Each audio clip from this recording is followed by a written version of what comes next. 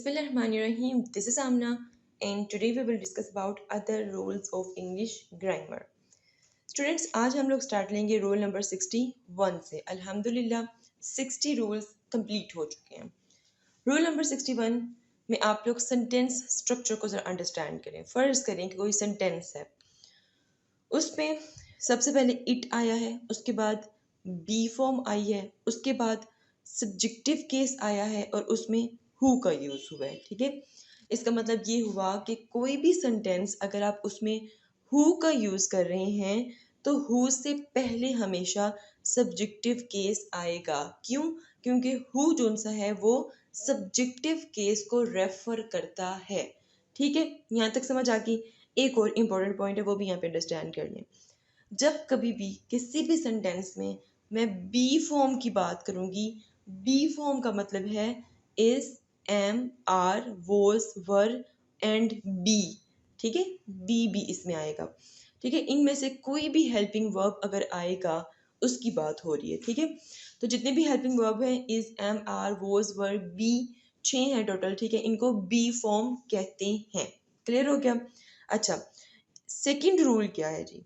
Second rule है जी, किसी भी सेंटेंस में वही अगर इट आया, B form I, objective case आया तो उसके बाद हु, मतलब कि जिस सेंटेंस में आपने होम का यूज़ करना है, ठीक है, WHOM, होम का यूज़ करना है, तो उससे पहले आपने ऑब्जेक्टिव केस का यूज़ करना है। किसका यूज़ करना है? ऑब्जेक्टिव केस का यूज़ करना है। ठीक है, डिफरेंस क्या है दोनों में? दोनों में डिफरेंस सिर्फ इतना है कि हु यूज़ होगा तो सब्जेक्टिव केस, होम यूज़ होगा तो ऑब्जेक्टिव केस।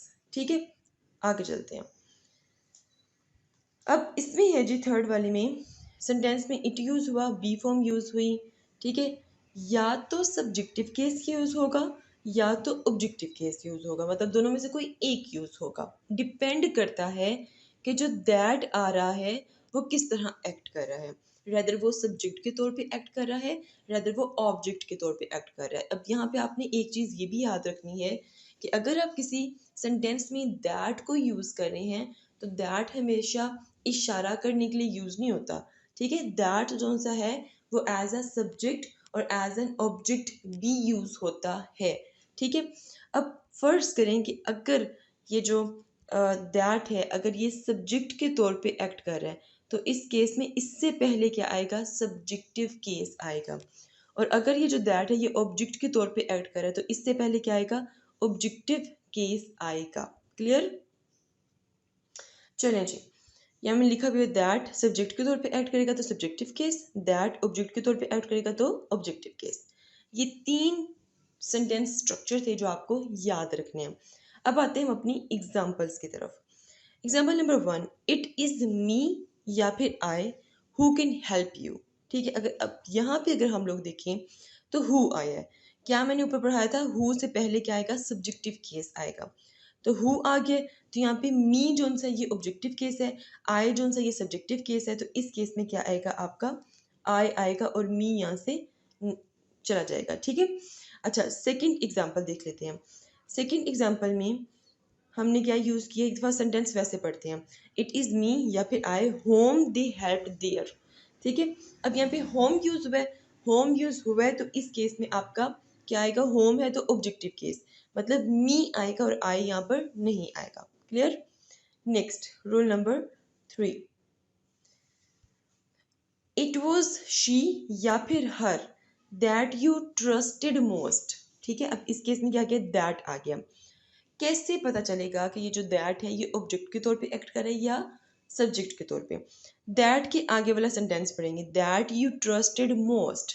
यू किस तरह एक्ट कर रहा है? सब्जेक्ट के तौर पे। ट्रस्टेड एक्ट कर रहा है वर्ब के तौर पर। ठीक है, मोस्ट ऑब्जेक्ट तो नहीं हो सकता, तो इस सेंटेंस में क्या चीज़ मिस है? ऑब्जेक्ट मिस है। तो यहाँ पर जो दैट है वो ऑब्जेक्ट के तौर पे एक्ट करेगा, ऑब्जेक्ट के तौर पे एक्ट करेगा तो यहाँ पे ऑब्जेक्टिव केस आएगा, तो यहाँ पे हर आएगा, शी नहीं आएगा। Clear? Next, it was she या फिर her that trusted you most. ठीक है, अब इस केस में दैट किस तरह एक्ट कर रहा है आगे देखते हैं। Trusted you most, trusted verb है, यू ऑब्जेक्ट आ गया, तो यहाँ पे किस चीज़ से कमी है? सब्जेक्ट की कमी है, तो यहाँ पे जो दैट है वो सब्जेक्ट के तौर पे एक्ट कर रहा है। दैट सब्जेक्ट के तौर पे एक्ट करेगा तो उससे पहले क्या आएगा, सब्जेक्टिव केस आएगा, तो यहाँ पे शी आ जाएगा। It was she that trusted you most. Clear? चलें जी, अब हम बात करते हैं रूल नंबर 62 की। रूल नंबर 62 में बहुत से ऐसे सेंटेंसेस हैं जिसमें हम लोग बाय द टाइम यूज़ करते हैं, by the time, bye the time, bye the time, ठीक है, और डबल क्लोजेस हमें बनानी होती हैं। इस केस में क्या सेंटेंस स्ट्रक्चर होना चाहिए? बाय द टाइम, ठीक है, अगर हम पहली क्लोज में बाय द टाइम यूज़ कर रहे हैं तो उस केस में बाय द टाइम के बाद सब्जेक्ट लगेगा, उसके बाद वर्ब की सेकंड फॉर्म लगेगी, ठीक है। उसके बाद जो सेकंड क्लोज शुरू होगी कोमा लग के, सब्जेक्ट, हैड और वर्ब की थर्ड फॉर्म यूज़ हो जाएगी। क्लियर हो गया? याद रखना कि इस पहले वाले सेंटेंस स्ट्रक्चर में सब्जेक्ट के बाद वर्ब की क्या यूज़ हुई है, सेकंड फॉर्म यूज़ हुई है। अगर सब्जेक्ट के बाद वर्ब की सेकंड फॉर्म यूज़ हुई है फर्स्ट क्लोज में बाय द टाइम लगने के बाद, तो जो सेकंड क्लोज आएगा उसमें सब्जेक्ट के बाद हैड और उसके बाद वर्ब की थर्ड फॉर्म। स्टूडेंट्स, अब हम सेकंड वाला सेंटेंस स्ट्रक्चर देखते हैं। फर्स्ट करें कोई सेंटेंस है, उसको आपने स्टार्ट किया बाय द टाइम से, ठीक है, या हो सकता है कि आपने उसके मिड में कहीं भी बाय द टाइम यूज़ किया है, ठीक है। उस केस में अगर सब्जेक्ट है तो वर्ब की फर्स्ट फॉर्म यूज़ होगी फर्स्ट क्लोज में। अब इस तरह के केस में जो सेकंड क्लोज होगी उस केस में सब्जेक्ट यूज़ होगा, विल हैव यूज़ होगा और उसके बाद वर्ब की थर्ड फॉर्म लगेगी। डिफरेंस देख रहे हैं आप लोग कि यहाँ पे वर्ब की सेकंड फॉर्म यूज़ हुई थी, यहाँ पे वर्ब की फर्स्ट फॉर्म यूज़ हुई थी। सेकंड फॉर्म यूज़ हुई है तो हैड के बाद वर्ब की थर्ड फॉर्म आई है, ठीक है। फर्स्ट फॉर्म यूज़ हुई है तो विल हैव के बाद वर्ब की थर्ड फॉर्म आई है। यह आपने सेंटेंस स्ट्रक्चर याद रखना है। अब सीधा आते हैं हम लोग एग्जाम्पल्स की तरफ। देखें जी, by the time he return they had left, ठीक है। अब देखें इस केस में बाय द टाइम लग गया, ही क्या है, सब्जेक्ट है, रिटर्न क्या है, वर्ब की सेकंड फॉर्म है। अब अगर सब्जेक्ट के बाद वर्ब की सेकंड फॉर्म लगी है, बाय द टाइम बी लगा है, तो उस केस में सेकंड क्लोज में सब्जेक्ट लगना है, हैड लगना है और वर्ब की थर्ड फॉर्म लगनी है, ठीक है। अब देखिए दे हैड लेफ्ट, दे क्या है, सब्जेक्ट, हैड लगा और लेफ्ट क्या है, वर्ब की थर्ड फॉर्म है। ये इस तरह के सेंटेंसेस हैं जो बहुत से बच्चे बहुत से मिस्टेक्स करते हैं। बच्चे डबल डबल क्लोज के सेंटेंस तो बना रहे होते हैं लेकिन उनको नहीं पता होता कि सेकंड क्लोज में हमने कौन सा टेंस लेके चलना है। तो ये देखिए यहाँ पर आप लोगों के सामने क्लियर क्लियर टेंसेस लिखे हुए हैं कि अगर फर्स्ट क्लोज में आप लोग सेकंड वर्ब यूज़ कर रहे हो, मतलब कि पास्ट की बात कर रहे हो, तो फिर आपने नेक्स्ट क्लोज में वर्ब की थर्ड फॉर्म से पहले हैड लगाना है, ठीक है। नेक्स्ट देखते हैं, by the time he wakes up the sun will have risen. इस केस में अगर हम लोग देखें, बाय द टाइम लगा, ही वेक्स अप लगा, मतलब कि सब्जेक्ट और वर्ब की फर्स्ट फॉर्म लगी, ये सेकंड वाला सेंटेंस स्ट्रक्चर आ गया। इसका मतलब ये है कि जो इस सेंटेंस में जो सेकंड क्लोज होगी उसमें सब्जेक्ट, विल हैव और वर्ब की थर्ड फॉर्म लगनी है। दी सन विल हैव राइजन, दी सन क्या है, सब्जेक्ट है, विल हैव ये देखिए यहाँ पे विल हैव, ठीक है, और राइजन क्या है, वर्ब की थर्ड फॉर्म है। क्लियर हो गया? आगे चलते हैं। ये थी जिस सीधे सीधे सेंटेंसेस। आगे थोड़े से मैं ट्रिकी करती हूँ। आई हैव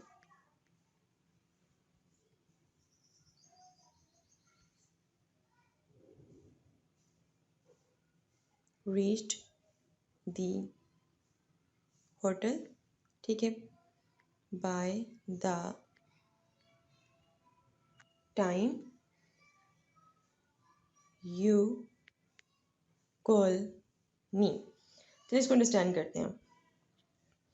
अब अगर आप लोग देखो, बाय द टाइम जोन है ये लगे है हमारे सेकंड क्लोज में, ठीक है, सेकंड क्लोज में लगा।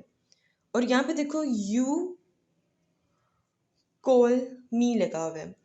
यू क्या है, सब्जेक्ट है, कॉल, कॉल क्या है, वर्ब की फर्स्ट फॉर्म है।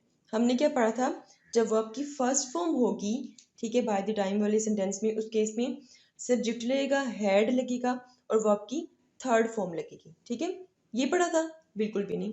हम लोगों ने पढ़ा था कि अगर वर्ब की फर्स्ट फॉर्म होगी तो उस केस में, तो वर्ब की फर्स्ट फॉर्म के केस में इसके बाद वाला जो सेंटेंस होगा, जो क्लोज होगा, उसमें सब्जेक्ट लगेगा, विल लगेगा, हैव लगेगा, वर्ब की थर्ड फॉर्म लगेगी, ठीक है।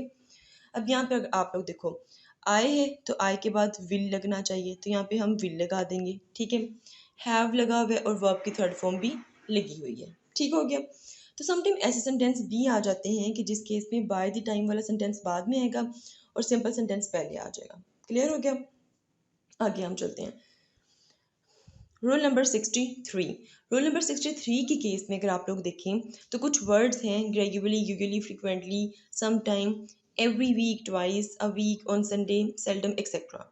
जब कभी किस सेंटेंस में ये वर्ड्स आ जाएंगे इसके केस में क्या होगा कि आप लोग प्रेजेंट इंडेफिनिट टेंस यूज करेंगे उस सेंटेंस में। प्रेजेंट इंडेफिनिट टेंस का मतलब ये है कि सब्जेक्ट के साथ वर्ब की फर्स्ट फॉर्म लगेगी, ठीक है। देखें ये जितने भी वर्ड्स हैं ना ये आपको फ्रीक्वेंट एक्शन दे रहे हैं। फ्रीक्वेंट एक्शन का मतलब ये होता है कि फ़र्ज़ करो कि आपने कोई काम स्टार्ट किया, एक दो दिन के लिए नहीं किया, उसके बाद फिर आपने स्टार्ट कर लिया। फ़र्ज़ करो एक्सरसाइज करते हो, दो दिन नहीं की, उसके बाद फिर आपने स्टार्ट की, फिर तीन दिन नहीं की, फिर एक दिन नहीं की, लेकिन आप वो छोड़ नहीं रहे हो, वो आप करते जा रहे हो। This is your frequent action, ठीक है। For example it is usually raining heavily, usually आ गया, ठीक है। तो इसमें क्या यूज़ होगा, प्रेजेंट इंडेफिनिट टेंस यूज़ होगा, सब्जेक्ट के साथ वर्ब की फर्स्ट फॉर्म आएगी। तो यहाँ पे रेनिंग क्यों लिखा हुआ है भाई, हमें फर्स्ट फॉर्म लेनी है, हम यहाँ पे रेन्स लगा देंगे। रेन्स लगाया तो यहाँ पे इज लगाने की जरूरत नहीं है क्योंकि इट सिंगुलर है, तो ये कैसे सेंटेंस बनेगा, इट यूजुअली रेन्स हैविली, ठीक है। आगे चलते हैं। They are going to church daily, daily लग गया तो इस केस में वर्ब की फर्स्ट फॉर्म आनी चाहिए। दे आएगा, यहाँ पे गो आ जाएगा, दे गो टू चर्च डेली आ जाएगा, यहाँ पे आर आने की ज़रूरत नहीं है। फिर है जी सेल्डम लग गया, ठीक है। सेल्डम में आप लोग देखो they have seldom come late to class, ठीक है। अब अगर यहाँ पे कम लगा है, वर्ब की फर्स्ट फॉर्म लगी हुई है, तो हैव लगाने की हमें ज़रूरत नहीं है। सिंपल आप बोलोगे they seldom come late to class, ठीक है, सिंपली इस तरह। तो ये आपका रूल नंबर 63 हो गया है complete. Now let's understand rule number 64। Rule number 64 में भी कुछ ऐसे वर्ड्स हैं, अगर वो वर्ड्स आपने किसी सेंटेंस में यूज़ करने हैं तो उन सेंटेंसेस में आप लोग प्रेजेंट परफेक्ट टेंस का यूज़ करोगे। For example till now, just, yet, up till now, so far and lately, ठीक है। ये पांच छह ऐसे वर्ड्स हैं जो किसी भी सेंटेंस में अगर आपने यूज़ करने हैं तो इनको यूज़ करने के बाद आपने उस सेंटेंस में जो टेंस रखना है वो आपका होगा प्रेजेंट परफेक्ट टेंस, ठीक है। अब प्रेजेंट परफेक्ट टेंस में क्या होगा, आपने सब्जेक्ट यूज़ करना है, उसके बाद हैज़, हैज़ या हैव दोनों में से कोई भी, डिपेंड करते हैं आपके सब्जेक्ट पे, और वर्ब की थर्ड फॉर्म। क्लियर। अब हम आ जाते हैं अपने एग्जाम्पल पर। For example they don't call him yet, ठीक है। सबसे पहले आपने देखना है कि इस सेंटेंस में आपने येट यूज़ किया है, ठीक है। इट्स मीन कि इस सेंटेंस में जो टेंस यूज़ होने हैं वो कौन सा होना है, प्रेजेंट परफेक्ट टेंस यूज़ होने हैं। अब देखिए they did not call him, ये तो पास्ट यूज़ हुआ है, तो नहीं, पास्ट यहाँ पर यूज़ नहीं करना, आपने प्रेजेंट परफेक्ट यूज़ करना है। तो दे के साथ आप यहाँ पे डिड हटाकर हैव लगाओगे, ठीक है। नोट एज इट इज़ आ जाएगा। कोल फर्स्ट फॉर्म ऑफ वर्ब है, यहाँ पे आपने कोल्ड कर देना है, ठीक है, वर्ब की थर्ड फॉर्म, तो ये आपका सेंटेंस ठीक हो जाएगा। इस तरह नेक्स्ट है did he just arrive, sentence tense sorry यहाँ पे वर्ड क्या यूज हुआ, जस्ट, ठीक है। जस्ट यूज हुआ है तो प्रेजेंट परफेक्ट टेंस में जाना है, तो ही यूज हुआ है तो हैज यूज होगा। हैज ही जस्ट अराइव है तो यहाँ पे आप अराइव्ड कर दोगे। क्लियर। फिर है जी have you seen the Taj Mahal lately, ठीक है। अब यहाँ पे वर्ड लेटली यूज हुआ है, लेटली का मतलब होता है रिसेंटली, हाल ही में, ठीक है। अब यहाँ पे अगर आप लोग देखो तो have you seen the Taj Mahal lately, अब यू यूज हुआ है, लेटली यूज हुआ है, तो यहाँ पे हैव यूज हुआ है, सीन यूज हुआ, मतलब कि देखो यहाँ पे ये सेंटेंस बिल्कुल ठीक है क्योंकि यहाँ पे देखो हेल्पिंग वर्ब में हैज हैव की जगह हैव यूज हुआ यू के साथ, ठीक है। और सीन जो से वर्ब की थर्ड फॉर्म है, ठीक है। और इसके अलावा यहाँ पे लेटली का वर्ड भी यूज हुआ है, ठीक है। नेक्स्ट है don't scold him as he was with me up till now, इसको मत डांटो, ये अब तक मेरे साथ था, ठीक है। अगर आप यहाँ पर नोट करें तो यहाँ पर क्या है जी, अप टिल नाउ का वर्ड यूज हुआ है, इट्स मीन कि यहाँ पे प्रेजेंट परफेक्ट टेंस आपका यूज होना है, ठीक है। तो आप क्या करोगे, यहाँ पे ये देखें ही सब्जेक्ट आ गया, वॉज हेल्पिंग वर्ब आ गया, विद मी यहाँ पे कोई भी वर्ब की थर्ड फॉर्म नहीं है, ठीक है। जब आपको कोई भी वर्ब नहीं मिलेगा ना सेंटेंस में, उस केस में आप क्या करेंगे कि हेल्पिंग वर्ब के साथ बीन का यूज़ करेंगे, ठीक है। ये बड़ा इंपॉर्टेंट पॉइंट है, इसको फिर से रिकॉल कर रही हूँ। अगर आप कोई सेंटेंस यूज़ कर रहे हो, ठीक है, अगर देखिए ये सेकंड क्लोज है, इसमें कोई भी वर्ब है ही नहीं, बट हेल्पिंग वर्ब आपने यूज़ करना है हैज़ या हैव, तो इस केस में आप क्या करोगे, बीन का यूज़ करोगे। क्लियर हो गया? तो ये आपका रूल नंबर 64 हो गया।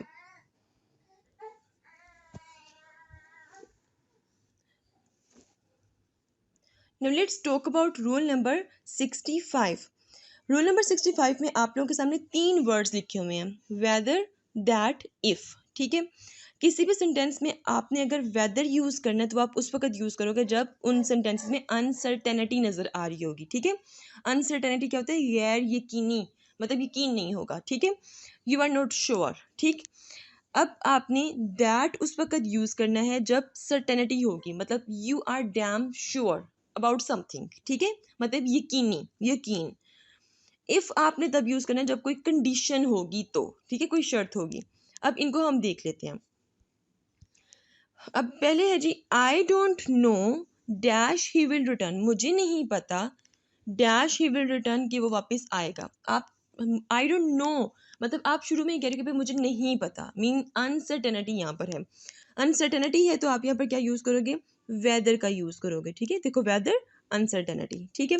तो पहले वाले में क्या आ जाएगा, यहाँ पर वेदर आ जाएगा। उसके बाद है जी, I know dash he will return, मुझे पता है कि वो वापस आएगा, ठीक है। यहाँ पर आप श्योर हो, ठीक है, तो इस केस में आप दैट का यूज़ करोगे, I know that he will return. Clear? अच्छा, उसके बाद है जी, I have little doubt dash he will return. अब बहुत से बच्चे इस सेंटेंस में मिस्टेक करेंगे क्योंकि लिटिल डाउट है तो अनसर्टेनिटी है तो वेदर लगा दो, नहीं बच्चों। लिटिल का मीनिंग क्या होता है, लिटिल का मीनिंग होता है ऑलमोस्ट नॉट या नथिंग, मतलब मुझे बिल्कुल भी शक नहीं है कि वो वापस आएगा, मतलब आप यहाँ पर श्योर हो, ठीक है। तो एग्जामिनर इस तरह के भी आप लोगों को सेंटेंसेस दे सकते हैं, उसको ठीक करने आप लोग इस तरह कर सकते हो, ठीक है। अच्छा, तो यहाँ पर आप लोग दैट यूज़ करोगे क्योंकि लिटिल जोन से उसका मतलब है नथिंग, ऑलमोस्ट नॉट, मतलब कि मुझे ज़रा सा भी शक नहीं है, ठीक है। तो यहाँ पे आप क्या यूज़ करोगे, दैट यूज़ करोगे। फिर है जी, I have some doubt dash he will return. अब यहाँ पे आप कह रहे हो कि कुछ डाउट है, अनसर्टेनिटी नज़र आ रही है, तो इस केस में आप लोग वेदर का यूज़ करोगे। फिर है जी, we shall replace it dash it breaks down, ठीक है। हम इसे बदल देंगे अगर वो टूट गया तो। शर्त आ गई, शर्त आई, तो इस केस में आप यहाँ पर क्या यूज़ करोगे, इफ़ का यूज़ करोगे। So students, if you have any question, do write your questions in comment section below and hit the like and subscribe button if you haven't yet. मिलते हैं जी नेक्स्ट हॉट इशू के साथ। Until then मुझे अपनी दुआ में याद रखिएगा। Stay tuned and अल्लाह हाफिज़।